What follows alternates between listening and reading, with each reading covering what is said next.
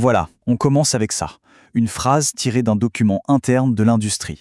Et en fait, tout est dit. Ça pose le décor. Ce n'est pas une simple histoire de business. C'est une stratégie de survie, basée sur une logique assez macabre. Pour que l'industrie survive, il lui faut constamment de nouvelles recrues. Des jeunes pour remplacer celles et ceux qui meurent. Aujourd'hui, on va donc plonger au cœur de l'un des complots d'entreprise les plus longs, les plus sophistiqués et les plus dévastateurs de l'histoire. C'est une véritable saga, une épopée de pouvoir, de mensonges et de sciences complètement corrompues. Voici l'histoire de l'empire de la nicotine. Tout commence bien avant ça en fait, avec la naissance d'un pouvoir quasi absolu et un pacte secret qui a été scellé dans le luxe feutré d'un palace de New York. On pourrait croire que la dissolution de ce méga monopole en 1911 aurait affaibli l'industrie. Mais en fait, c'est tout l'inverse. Ça a créé une poignée de géants, les fameux Big Tobacco. Et au lieu de se livrer une guerre sans merci, ils ont très vite compris qu'ils avaient tout intérêt à collaborer, dans l'ombre, pour dominer le marché mondial. Cette entente, ça allait devenir leur arme la plus redoutable. Et on arrive à ce moment charnière, décembre 1953.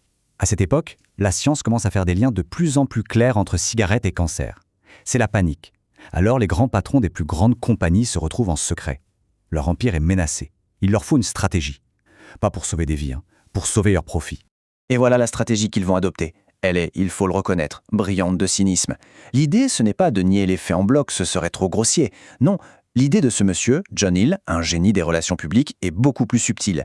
Il faut fabriquer le doute, inonder les médias, financer des scientifiques complaisants, pointer du doigt d'autres causes possibles. Bref, transformer une certitude scientifique en un simple débat d'opinion. Et voici la première mise en pratique. Le Frank Statement, publié dans plus de 400 journaux, c'est un chef-d'œuvre de communication, ou plutôt de désinformation. Il promet d'être transparent tout en organisant l'opacité la plus totale. C'est le premier grand mensonge public. Et comme on va le voir, ce sera loin d'être le dernier. Allez, on passe derrière le rideau. Parce que pendant que l'industrie mentait effrontément au grand public, dans le secret de leur labo, leurs scientifiques travaillaient d'arrache-pied à perfectionner leurs véritables produits. Il faut bien comprendre ça. Dès les années 60, c'est écrit noir sur blanc dans leur mémo interne. Ils le savent et ils se le disent entre eux. Ils ne vendent pas du tabac. Ils vendent une drogue. La cigarette, ce n'est qu'un système de distribution de nicotine, un simple véhicule conçu pour être le plus efficace possible. Et là, on entre dans la chimie, une alchimie assez sombre. En ajoutant de l'ammoniac à la préparation du tabac, ils modifient le pH de la fumée. Ça permet de transformer la nicotine en nicotine libre. Le résultat, un shoot de nicotine beaucoup plus rapide, beaucoup plus puissant, qui arrive directement au cerveau. Dans leurs propres documents, ils sont très clairs, ils comparent eux-mêmes ce procédé à celui utilisé pour fabriquer le crack à partir de la cocaïne. Et évidemment, pour cacher tout ça, il fallait une organisation clandestine. Ils ont créé un véritable réseau de laboratoires secrets, parfois délocalisés à l'étranger, comme InBifo en Allemagne, pour échapper à la justice américaine. Et tout avait un nom de code. Projet Ariel, projet Hippo. Même le cancer du poumon avait son petit nom, Zéphyr. Une façon de parler du danger sans jamais avoir à le nommer. Bien, la science est maîtrisée, l'addiction est optimisée. Mais il reste un problème majeur. Les clients meurent prématurément. Il faut donc, de toute urgence, trouver des remplaçants. On se croirait dans un film d'espionnage. En 1976, dans un manoir cossu en Angleterre, les grands patrons se retrouvent. Les concurrents d'hier deviennent des alliés objectifs. C'est le début de l'opération Berkshire. Une véritable conspiration à l'échelle mondiale pour faire front commun contre les gouvernements, contre les lois anti-tabac et même contre l'Organisation mondiale de la santé. L'objectif est simple, protéger le business, coûte que coûte, partout sur la planète. Et leurs armes dans cette guerre, quelles sont-elles? Des projets au nom de code assez révélateurs. White Coat, le projet Blouse Blanche, pour payer des scientifiques pour qu'ils aillent raconter partout que le tabagisme passif n'est pas si dangereux.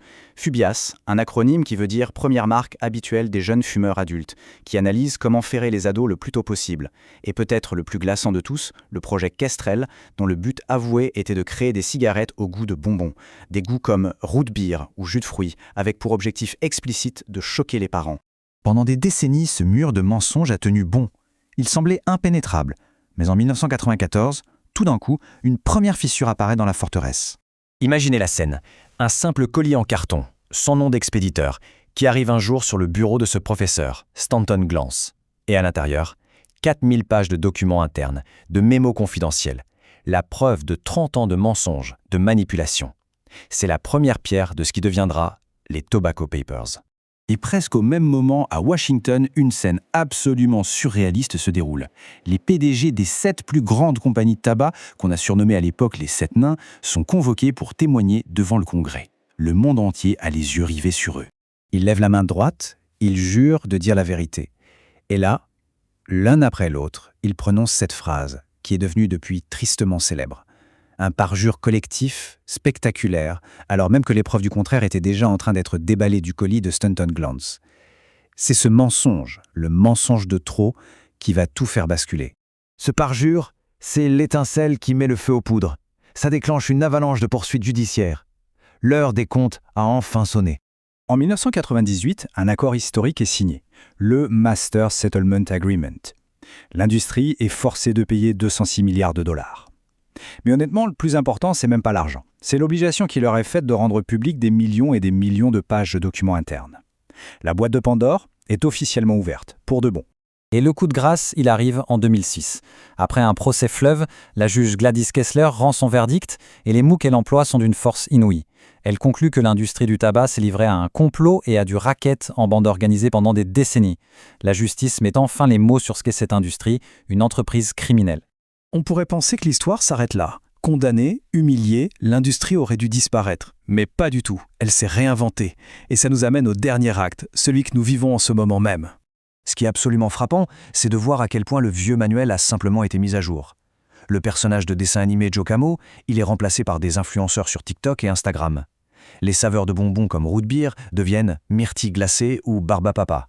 Le placement de produits dans les films est remplacé par de la gamification et des applis connectées. La stratégie de fond n'a absolument pas bougé d'un iota. Il s'agit toujours de rendre l'addiction cool et désirable pour les plus jeunes. Et est-ce que ça marche? Les chiffres parlent d'eux-mêmes. Une augmentation de 249% des ventes de nicotine via les cigarettes électroniques en à peine 4 ans aux États-Unis. Ce n'est pas une progression, c'est une explosion. La nouvelle stratégie est un succès. Une nouvelle génération est en train de tomber dans la dépendance, assurant la survie de l'empire pour les décennies à venir. Alors oui, le produit a changé d'apparence. On est passé du papier et du tabac à une batterie au lithium et à un liquide aromatisé. Mais si le modèle économique reste exactement le même, c'est-à-dire recruter des adolescents pour leur vendre un produit addictif, tout en mentant ou en minimisant les risques, alors la question se pose, est-ce que le crime au fond a vraiment changé?